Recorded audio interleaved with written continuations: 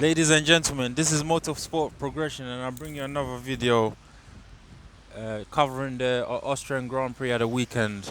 So that was the second race in Austria in the double header. The first one was called the Styrian Grand Prix.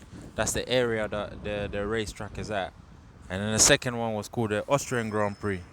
So on Friday it was okay.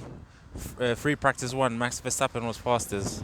Free practice two, the Mercedes hit back and it was Lewis fastest from Valtteri from Verstappen in third. And then on Saturday morning, the free practice three, Verstappen put it fastest. So going into qualifying, Red Bull had a good trim. They had some good race pace.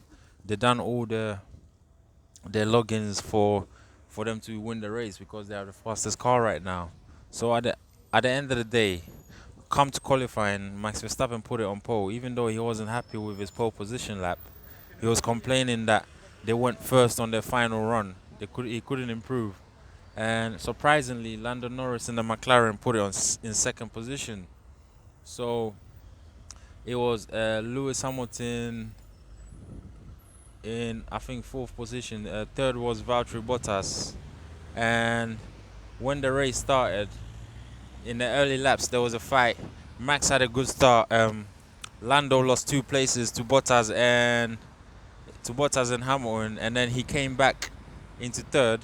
No, he came back into second after he lost a place to Bottas, and then Hamilton came back, overtook Bottas and overtook Lando to come into second. But after the first pit stops, Lewis lost a place to Valtteri. No, sorry.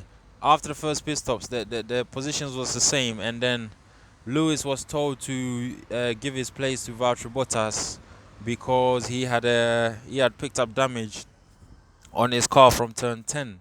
So while the race was going on, after a few laps, Max just dialed in his car and just drove away, finished first, and then Valtteri finished on the podium second. That's a good result for him. And then Norris for the McLaren finished third position. So that's how the race went.